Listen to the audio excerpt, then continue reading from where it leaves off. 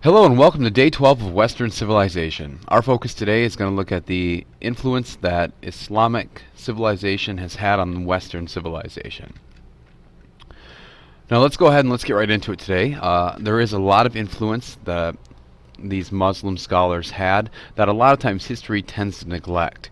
And so I want to make sure that we do a decent job of giving kind of an overview or a survey of these contributions.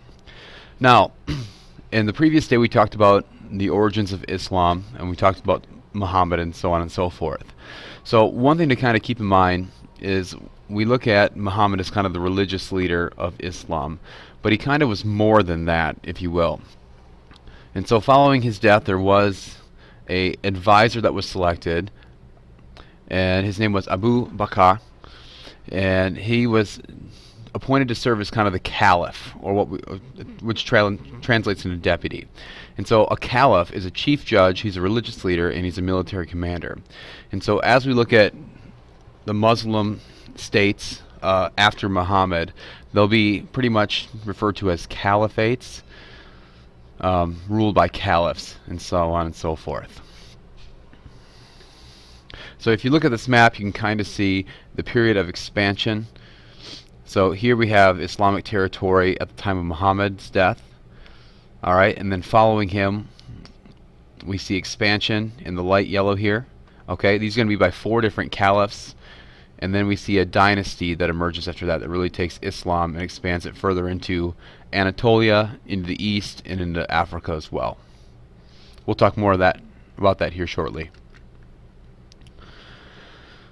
Again, you can kind of see here the expansion of Islam, again rooting from this region in the western portion of the Arabian Peninsula, and then spreading outward in pretty much every direction except south. And so one thing I want to draw your attention to is, again, at the time of Muhammad, the next 4 caliphs or rulers following him expanded to this darker purple. Okay, but then the light purple over here, these are 2 very notable dynasties that are going to make huge contributions to Islam. And here are the 2 dynasties that were discussed just a minute ago. Okay, the Umayyad and the Abbasid dynasties. Now, the Umayyads were the most prominent Meccan merchant clans in the region at this time. So by means of trading, they brought a lot of prosperity and subsequent stability to the region. Their capital was based in Damascus, which is currently in Syria. Now eventually they kind of alienate themselves from other Arabs. And so by doing this, a lot of the peripheral or outside Arab regions and such start to kind of break away or rebel against the central authority. Now the Abbasid dynasty, which kind of fills that void, they're a little bit different, and a lot of the contributions that will be discussed today are really from their perspective, and largely they have a different approach when it comes to rule. They're a lot more cosmopolitan, a lot more modern for the day. They're not really a conquering dynasty because a lot of times they have all these different nations of people, and so they're focused more on themselves and developing some kind of unity. One of the big things with that is pursuing a lot of intellectual growth. So you'll see a lot of knowledge that is obtained and then disseminated for the people that are in their region. And they reestablish their capital and they put it at Baghdad, which is in current day Iraq.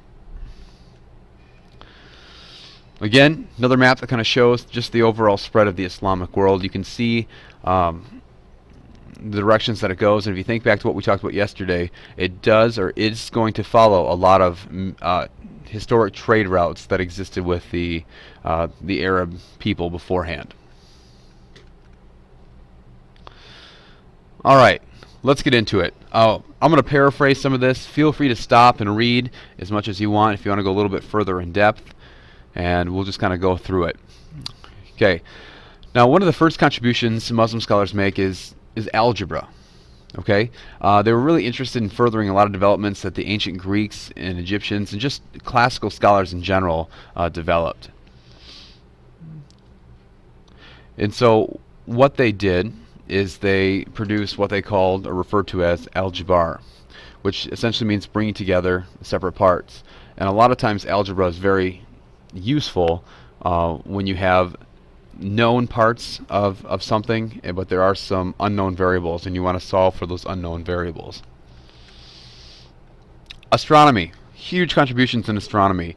Now, before the Muslim scholars here, a lot of the knowledge about where the Earth stood in relation to the heavens was based on a lot of observations that were set in stone by a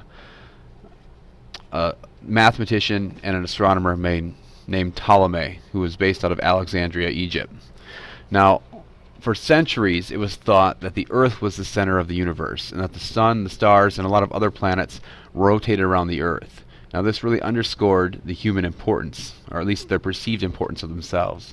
However, these Muslim astronomers really kind of looked at Ptolemy's tables, they made their own observations, and they corrected a lot of his mistakes. And so they made conclusions that supported that the Earth was a sphere, that it rotated on an axis, and that we reside in a heliocentric universe and not a geocentric universe. And that means that the sun is the center of our universe, and that we are just an independent body that revolves or orbits around there. So this kind of changes the worldview of humans and their position in the universe. Now, what's interesting is this same concept isn't going to come into Europe or into play for another few centuries or so. So Muslims really kind of break open this understanding of astronomy. And you'll see when this idea gets to Europe, it's going to totally revolutionize society. Really quick, this tool is something that they would use to measure data points with celestial bodies. A banking system is credited with them. Now remember, the Muslims were huge traders. The Arabs were huge traders. Okay, so they also have to deal with currencies from all over the known world. And so one of the things they do is they kind of make a universal standard.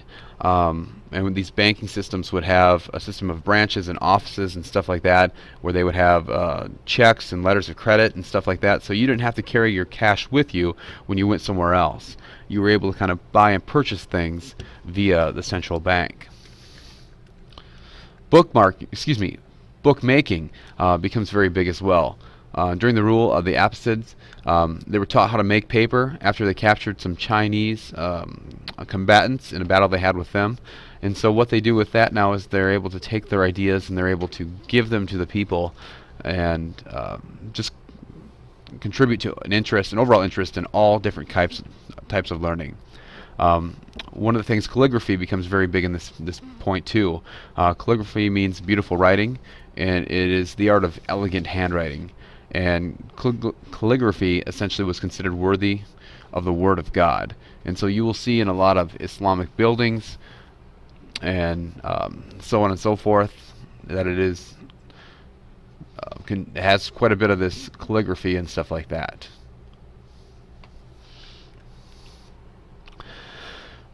We talked about a huge movement of growth within the intellectual realm as well.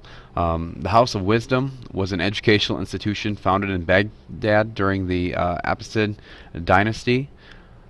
They would attract scholars from different parts of the world, and they would have a lot of the very influential texts that were translated, and it would range everything from mathematics, astronomy, and logic. So they're trying to make kind of an ancient version of Wikipedia, if you will, that's accessible to everybody. Now, it is, or should be credited to a lot of these Muslim scholars for saving a lot of the classical works, because after Europe fell into the Dark Ages, education and just the overall pursuit of knowledge wasn't a huge priority. A lot of that stuff was kind of funneled through the church itself. So they being the Muslim scholars, are able to take this wisdom, translate it, work with it, and stuff like that, and eventually they're going to reintroduce it back to European society, where it's going to literally revolutionize the European continent itself. We'll talk more about that in coming weeks. Another huge thing, the libraries of Cordova. Cordova is located here on the eastern side of the Iberian Peninsula. In the 8th century, there was a new independent Muslim kingdom established in Spain, and its capital city was Cordoba. And Cordoba was the center of learning and intellectual life. And it was widely known by a lot of people that lived during that time that it was the city of bibliophiles, essentially people who love books. If you were anybody in Cordoban society, you had a huge library. Books were expensive, so it kind of was a testament to your overall wealth, but also to your intellect as well. The biggest library at that time in Cordoba was about 400,000 plus books. Book buyers were sent all over the Muslim Empire and different parts of the world, the known world at that point, to find books for their library. They literally wanted to obtain as much knowledge as possible. It was a huge golden age for just wisdom in general. The Muslim Empire is credited with having the first hospitals. There was one that was established in Damascus that was staffed with doctors that were paid by the government. And this will become kind of standard for a lot of other Muslim cities in the future. Their purpose: promote health, cure diseases, teach and expand medical knowledge. And a lot of what they do is they attract a lot of very important, very intelligent people that come and make huge strides within the field of medicine. Again, feel free to pause at any time if you want to go a little bit further in depth. Medicine. We know that medicine, for the most part, comes from a lot of biological organisms, and so sedatives, things that are used to kind of dull pain during surgery, antiseptics, things that will kill germs and clean wounds and stuff like that. These are really invented or huge innovations by these Muslim scholars. Now, a lot of this stuff isn't even happening in Europe yet. Eventually, this information will make its way back, and European society will grow substantially because of it. Additional influences: zoology, just the scientific study of animals.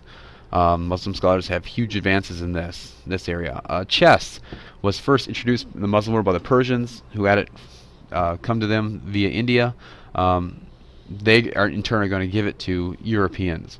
Muslim art was mostly abstract, and so you'll see a lot of geometric shapes with that as well. Now, this is just the tip of the iceberg. There's a lot of other influences that Muslim scholars do have on world history in general. And like I said earlier, a lot of times we tend to portray their influence as not as important as what it really was. In terms of civilization, they were a huge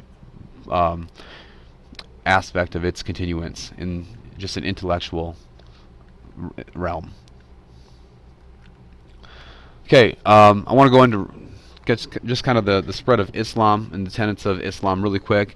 In addition to kind of Islam spreading, in terms of just contributions, some of these religious ideas as well also spread. Okay, so there's 5 pillars of Islam. Feel free to pause this and take a look at this.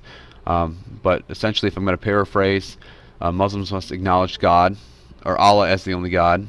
They must pray to Allah 5 times a day. They must fast during the holy month of Ramadan. They must contribute to poor and weak people. And once in their life, they're supposed to take a Hajj, which is a visit to Mecca once in their life and retrace the steps of Muhammad. Now, beyond just the Quran, there is kind of another additional law called the Sharia, and this reinforces a lot of male dominance. So the Quran kind of enhances the security of women and puts a lot of their privilege into the hands of men. Without question, is definitely a patriarchal society and religion. Women are, like I said, under strict control of their male guardians. Men may take up to 4 wives, for women may have 1 husband. And a lot of times it's basically rooted in the sense of modesty, but also kind of continuing the family life and stuff like that.